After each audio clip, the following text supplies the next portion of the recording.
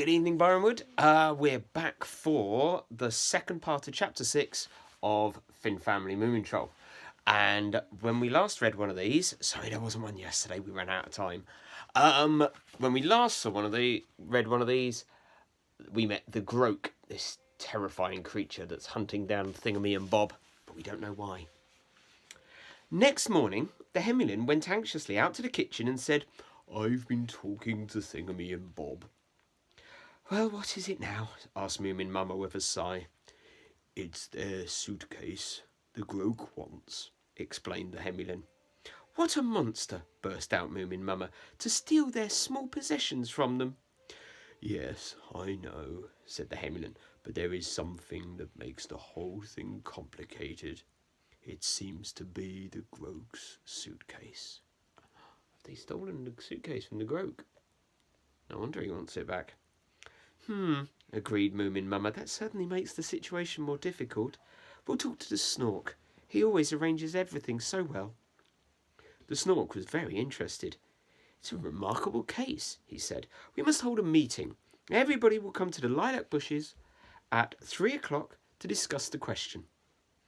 It was one of those lovely, warm afternoons full of the scent of flowers and the humming of bees, and the garden was brilliant with the deep colours of late summer. The muskrat's hammock was hung between two bushes, and on it was a notice which said, "Prosecutor for the Groke." The Snork himself, in a wig, was sitting in front of a box. Everybody could see that he was the judge. Opposite him sat Thingamy and Bob, eating cherries in the prisoner's dock. "I wish to be their prosecutor," said Sniff, who hadn't forgotten that they had called him a silly old mouse. "In that case, I'll be their counsel for the defence," said the Hemulin. "What about me?" asked the Snork Maiden. "You can be the Moomin family's witness," said her brother, "and Snufkin can make notes concerning the proceedings of the court. But you're to do it properly, Snufkin." "Why doesn't the Groke have a counsel for the defence?" asked Sniff. "That isn't necessary," replied the Snork, "because the Groke is in the right. Everything clear now? All right, we'll begin." He banged 3 times on the box with a hammer. "Man, you cake it out?" asked Thingamy.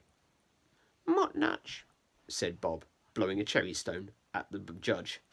There they are, sitting there. There's the Snork in his big wig, and Thingamy and Bob blowing cherry stones at him. It looks like it's hit him in the eye. "You're not to speak until I say so," said the Snork. "Yes or no, nothing more. Is the said suitcase yours or the Groke's?" "Yes," said Thingamy. "No," said Bob. "Write down that they contradicted each other," screamed Sniff. The Snork banged on the box. "Quiet!" he cried.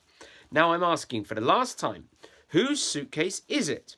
"Ours," said Thingamy. "Now they say it's theirs," moaned the Hemulin in despair, "and this morning they said the opposite."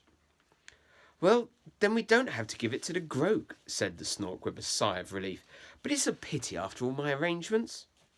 Thingamy leant forward and whispered something to the Hemulin. "They say," he declared, "that it's only the contents of the suitcase that belong to the Groke." "Ha!" said Sniff. "I can well believe that. Now everything is perfectly clear.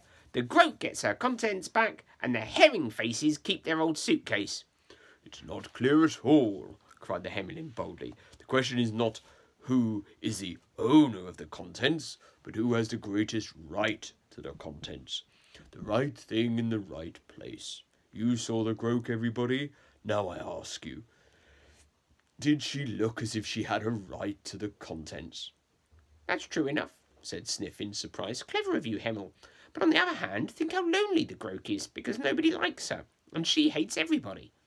The contents is perhaps the only thing she has. Would you now take that away from her too? Lonely and rejected in the night?" Sniff became more and more affected, and his voice trembled. "Cheated out of her only possession by Thingamy and Bob." He blew his nose and couldn't go on. The Snork banged the box. "The Groke doesn't need any defence," he said. "Besides, your point of view is emotional, and so is the Hemulin's. Witness forward, speak up." "We like Thingamy and Bob very much," said the Moomin family's witness. You remember that was the Snork Maiden, wasn't it? We disapproved of the groat from the beginning. It's a pity if she must have her contents back. Right is right, said the Snork solemnly.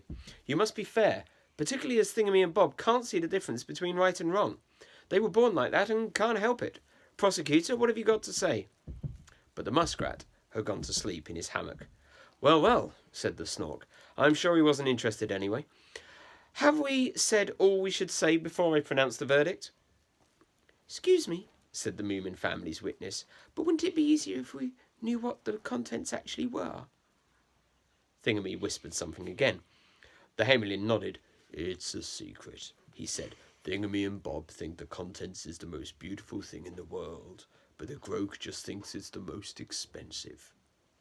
The Snork nodded many times and wrinkled his forehead. This is a difficult case, he said. Thingamy and Bob have reasoned correctly, but they have acted wrongly. Right is right, I must think. Quiet now. It was quite quiet amongst the lilac bushes, except for the humming of the bees, while the garden baked in the sunshine. Suddenly a cold draught swept over the grass. The sun went behind a cloud and the garden looked dull. What was that? Said Snufkin and lifted his pen from the notes. She's here again, whispered the Snork maiden. In the frozen grass sat the Groak, glaring at them. She fixed her gaze on Thingamy and Bob, began growling and shambled slowly nearer.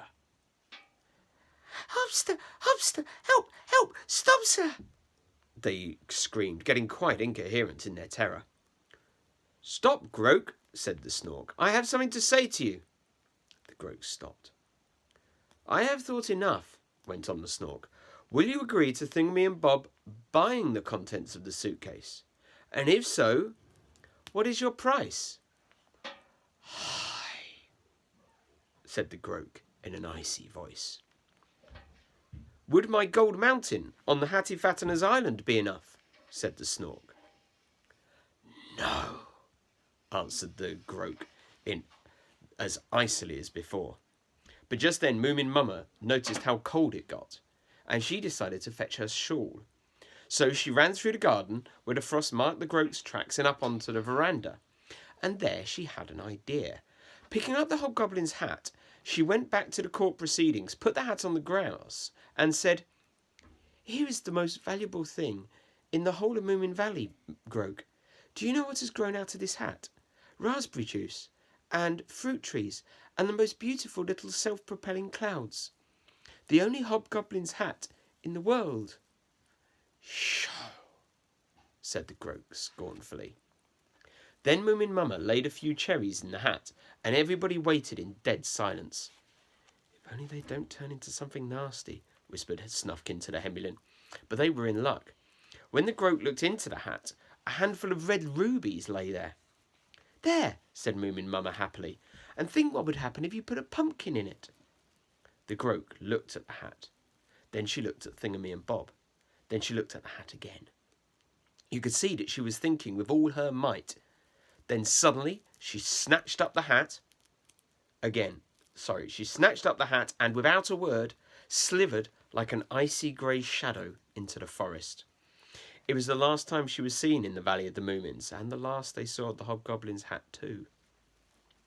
At once the colours became warmer again, and the garden was filled with the sounds and scents of summer.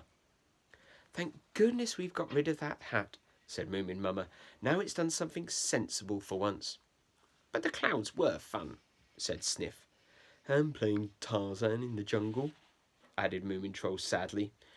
Wood against a rad bubbish, said Thingamy, taking the suitcase in one hand and Bob in the other, and together they walked off towards Moomin House, while the others stood looking after them. What do they say now? Asked Sniff. Well, good afternoon is near enough, said the Hamelin. Right, we only have one chapter left, which I will read tomorrow, and we'll see whether we do it in 1 or 2 sittings. See you then. Bye.